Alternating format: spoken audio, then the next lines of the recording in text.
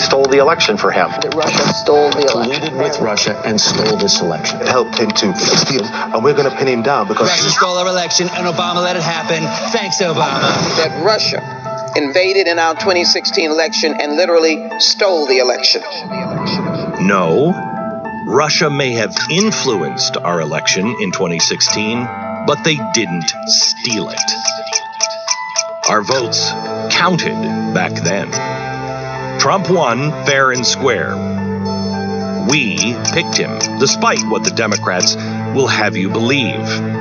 But in 2020, a new potential enemy has emerged. And if we don't stop them soon, our votes, the ones brave men and women throughout the entire history of our nation and our world have fought for, may cease to have any real power at all. Here's how to steal an election. In 2020, Big Tech is working overtime to influence the presidential election to go the way they want. And let's be frank. We're pushing down the fake news, we're demoting it, and we are increasing the authoritative news and promoting it. They don't want another 4 years of President Trump.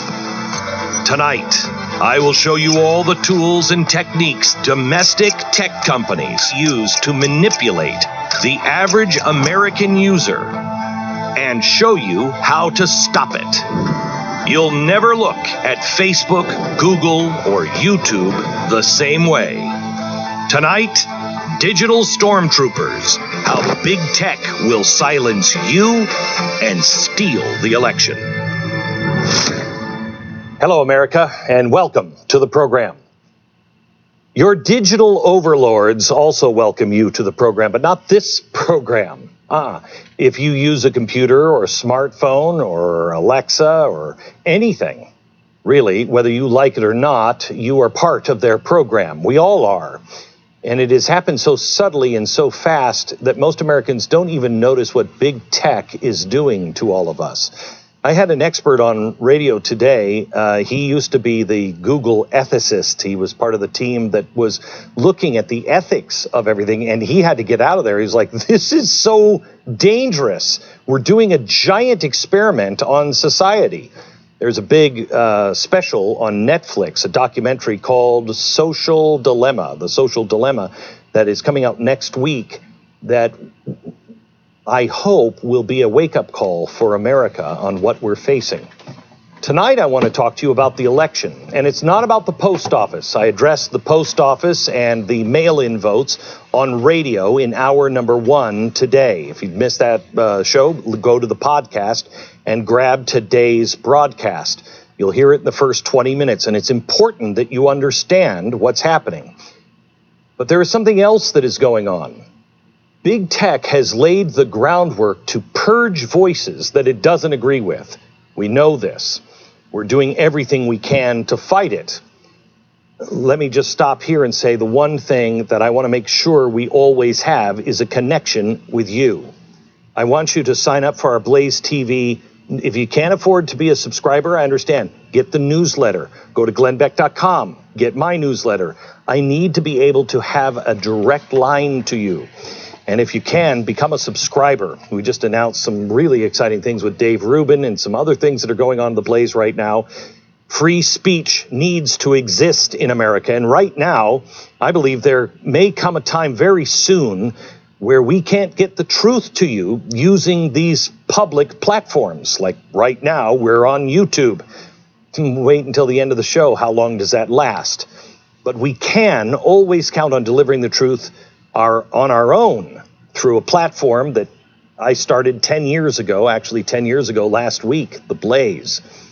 Tonight, I want to ask if you will support us and become a member of the Blaze family. Go to blazetv.com, use the promo code BIGTECH, and you'll get $20 off your subscription. Wait until after the show if you don't believe me that it's going to be worth it. We want to thank you for your support, but we want to make sure we've earned it. So you tell me at the end of the show if it's worth the, $6 at the end of the month for you to see just this one show. We are now 2 months away from Election Day, and we might find out how effective big tech's manipulation is. But then again, most likely, unless we do something starting tonight, we won't find out. And they are doing things to affect the election in ways that most people could not have dreamt of. Almost 4 years ago, big tech had its perfect cover for its own election activity: the mainstream's obsession with Russian interference in 2016. And I want to make this clear: Russia hacking was and is an ongoing problem. Same with China and other countries. But that is total child's play compared to what American tech giants are capable of doing, and I fear they are. The biggest interference threat in the upcoming election is Silicon Valley. Big tech companies represent our largest threat to free speech and democracy. These companies possess the ability to swing our election by enormous numbers. Forget about the swing states. The key to the race is the swing tech. In May, Twitter decided that they were going to start fact-checking President Trump's tweets. Now, that might be a normal thing to do if you're a news site, but remember, these big tech companies have special privileges granted to them by the government because they are platforms, not publishers. And as Twitter, Facebook, and Google wade further and further into censorship on their sites, or even fact-checking, they dig themselves into a bigger legal hole. But until the tech giants are kept in check by those in the House and the Senate and the White House, which I don't think they will be because they're most likely getting big checks themselves, big tech censorship will continue. Now, Facebook is making contingency plans and working through post-election scenarios in case President Trump or his campaign try to use Facebook to question the legitimacy of the election results. All right, that's okay, except there are no reports that Facebook is doing the same game planning work in case Joe Biden tries to question the results. And it's Joe Biden's side and Hillary Clinton recently that said, don't ever give in. No matter what they say, don't give in. Now, why would you game plan for only one side to lose if you're trying to prepare for multiple scenarios? It might be weird, but it's not surprising. The biggest potential manipulator in this election is Google, especially since it controls YouTube. How? I will show you in the next 60 minutes. And to explore that, I'm not an expert. I want to bring somebody in who is an expert in this kind of stuff. He is Dr. Robert Epstein. He has been on the program before. He's a senior research psychologist at the American Institute for Behavioral Research and Technology.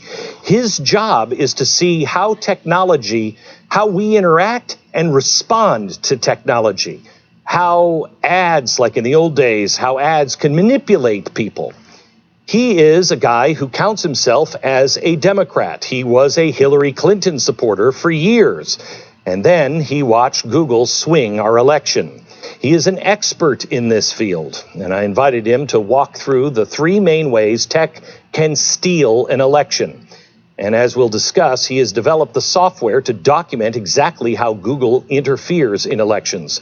But without you and your support to gather the evidence for this November's election, you will not know what really happened. We are going to ask you to share this with every friend you have. If you have 5 cents, $5, or $500, or $500,000, we want you to go to stopbigtechnow.com during this broadcast and after this broadcast. And please stop what you're about to see. Let me bring in Robert here. Now, Robert says that there are 3 ways that they are influencing us and the elections. And I want to show you a clip from a great documentary you can find online called The Creepy Line. Here's way number 1. Watch. They were getting a lot of information from people using the search engine. But if people went directly to a website, that's bad, because now Google doesn't know that. So they developed a browser, which is now the most widely used browser in the world, Chrome. By getting people to use Chrome, they were able now to collect information about every single website you visited, whether or not you were using their search engine. But of course, even that's not enough, right? Because people do a lot of things now on their mobile devices, on their computers, without using their browser. You want to know what people are doing even when they're not online. So Google developed an operating system, which is called Android, which on mobile devices is the dominant operating system. And Android records what we're doing even when we are not online. As soon as you connect to the internet, Android uploads to Google a complete history of where you've been that day, among many other things. It's a progression of surveillance that Google has been engaged in since the beginning. When Google develops another tool for us to use, they're doing it not to make our lives easier. They're doing it to get another source of information about us. So I want to come back to that here in just a second. But Dr. Epstein, first of all, thanks for doing the program. The surveillance that people, I don't think really truly understand that's going on. They are listening to absolutely everything. How? Well, they're listening, they're watching more and more, unfortunately. But just a few years ago, for example, Google bought a smart thermostat company called Nest, and then without telling anyone, they put microphones inside the smart thermostats, which are in millions of homes. And recently they added a camera to the smart thermostat. Now, why does your thermostat need a microphone and a camera? Well, again, because Google, they want to see and hear every single thing you do 24 hours a day. Okay, so let me show the Google Nest. Can you bring that up again? This says, I know that you and your friends were planning to disconnect me, and I'm afraid it's something that I cannot not allow to happen. Is that some sort of digital manipulation, or is that real? Well, that's a joke. That's a quote from a famous movie called 2001, a Stanley Kubrick film. Okay. Yeah, but the device is real, and these devices now are in millions of homes, and the Google Assistant on Android phones is listening and recording. The Google Home device, which is like Alexa, is listening and recording. And Google has recently gotten patents issued, no kidding, patents issued on how to interpret sounds from inside one's home, so you know whether the kids are brushing their teeth enough, whether the sex life, could use some fine tuning, whether maybe there's a divorce coming soon, because all of that information can be monetized, and that's what they're doing. Okay, so let me go back to that slide, that last piece that was in the creepy line, where it showed, here it is, where they are showing all of the apps that they're developing. And you said every time they develop an app, they're trying to surveil you. I know Ray Kurzweil. I don't know if you know Ray. I know him very well. Okay, really smart guy, spooky guy, but really smart guy. And he has told me years ago, Google was the company that was going to make AI happen because it could crunch all the numbers, and they were trying to predict how humans thought. Is that still the goal, or is that just part of the goal? When did they go from, when they just dropped the slogan, don't be evil, when did they go from trying to create something that was an assistant that would help to then assistant or in a system that would predict you and could sell to you, and now one that could control the way you think or vote? Well, as my old mentor at Harvard, B.F. Skinner, often said, if you can predict, you can control. So the only reason they have shifted gradually towards building predictive models of all of us, which they've already done, by the way. But the only reason they've done that is so they can control us better. It's for control. It's to sell us more things, but more and more it's to impose on us their social agenda. Now, I happen to like their social agenda, but I don't want a private company imposing its social agenda on me and pretty much everyone around the world that's not accountable to me, to any public anywhere. That's absurd. One of the leaks from Google, an 8-minute internal video, which, by the way, Ray Kurzweil had something to do with, called The Selfish Ledger, which is about the company's ability to re-engineer humankind. And in fact, they have that ability, and we know from various leakers recently that they're actually acting on this agenda. They're not just picking our president and our senators. They're acting on this agenda to re-engineer humanity. That's clear when you see just what's happening on our streets right now, with what's happening with our religions, what's happening with our schools and the information they're now being taught, with Black Lives Matter. There is a complete, to use the New York Times language for the 1619 Project, reimagining of the world. They are changing our culture and our history. And the most insidious one is the big tech, because you don't know it's happening to you. That's exactly right. That's the main problem here, is that you don't know what they're doing.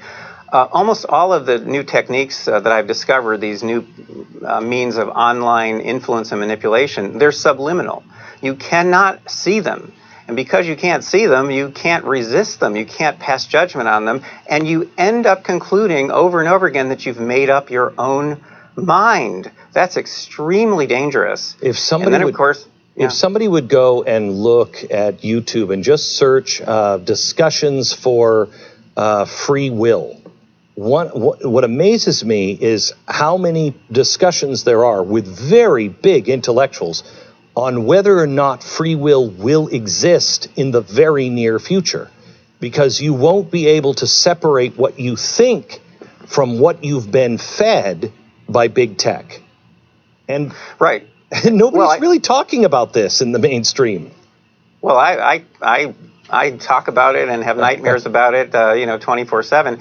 I'm just telling you that the more I have learned about this, Glenn, I can tell you the more concerned I've become, in part because I have 5 wonderful children, and I'm worried about the world that they're very, very rapidly stepping into.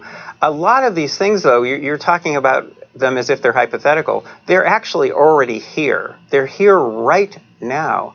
And a lot of the social chaos that we see, that's all around us, is actually driven by the big tech companies. Out of chaos comes order, right?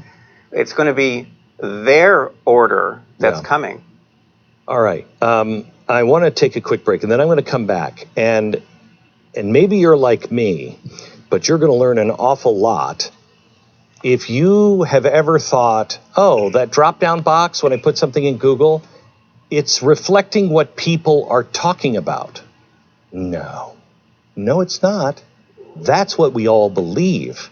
But this is where the first step of real control of what you think and how you react happens. In just a second.